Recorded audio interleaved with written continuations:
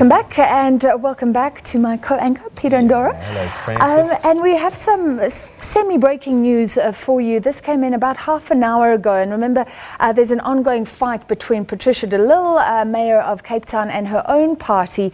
And she's now launched the latest salvo. Her vote of no confidence in the mayor scheduled for the 15th of February. Let's see what she tweeted a very short while ago.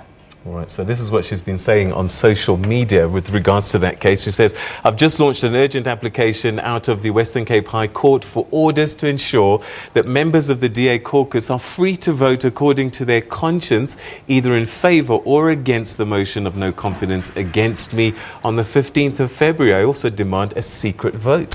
Further tweeting, I do not wish to avoid facing a motion of no confidence, she calls it, but I'm seeking the assurance that it will proceed in a constitutional and fair manner, especially considering that I've not been treated fairly by the DA throughout this process. And of course, there's a precedent here with the vote of no confidence in President Jacob Zuma and the Constitutional Court battle before that around secret voting. So I think she hopes to draw on that. And we've had a number of mayoral votes of no confidence around the country, actually.